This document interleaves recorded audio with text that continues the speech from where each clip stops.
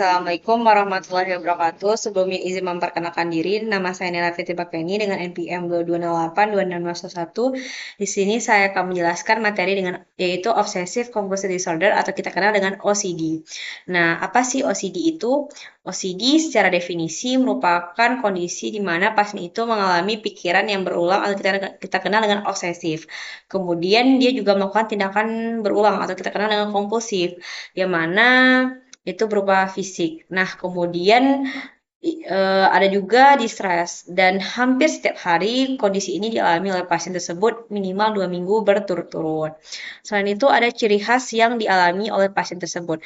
Adanya contamination and cleaning, yaitu kondisi di mana pasien itu kebiasaan mencuci tangan berulang kali karena dia itu takut akan kuman. Kemudian checking, yang mana pasien itu juga memeriksa sesuatu itu secara berulang-ulang. Kemudian symmetry and arranging, yang mana pasien itu mengatur semua objek presisi dan simetris. Kemudian intrusive thought and rumination, yang mana pasien itu memikirkan pikiran yang tidak produktif. Kemudian hoarding. Hoarding itu mengumpulkan barang yang tidak berharga. Selain itu, ada faktor resiko kondisi penyakit ini, yaitu pertama ada faktor biologis, yang mana pasien itu akan mengalami yang namanya gangguan neurotransmitter berupa serotonin yang terjadinya penurunan pada serotonin tersebut. Kemudian genetik, jadi risiko meningkat pada keluarga yang mengalami ini. Jika keluarga yang mengalami ini, maka 4-5 kali bakal lebih berisiko. Kemudian aktivitas abnormal pada konteks orbitofrontal, ganglia basalis, dan talamus. Kemudian adanya faktor psikologis seperti pola pikir yang perfeksionis, over responsibility, atau rasa bersalah yang berlebihan. Kemudian juga faktor lingkungan, yang mana pengalaman yang traumatis, stres berat, dan infeksi juga berpengaruh dalam kondisi terjadinya faktor resiko kondisi obsessive compulsive disorder atau kita kenal dengan OCD ini. Nah, jadi perlunya pengobatan secara rutin untuk mengobati kondisi ini, yaitu obat antidepresan berupa SSRI, fluoxetine, sertralin, fluvoxamine, paroxetine, yang merupakan lini pertama. Kemudian clomipramine atau CCA atau berupa alternatif. Kemudian pemberian antipsikotik dosis rendah bila terjadi refraktor.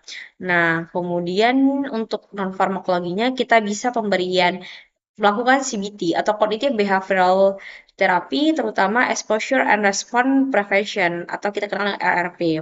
Selain itu, edukasi dan dukungan keluarga, lingkungan itu juga berpengaruh penting dalam pengobatan non-farmakologi ini.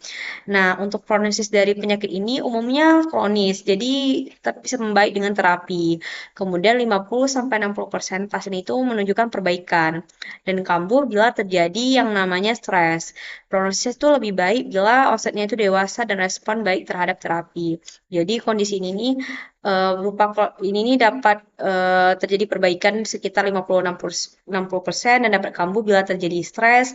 Kemudian pemberian obat berupa antidepresan.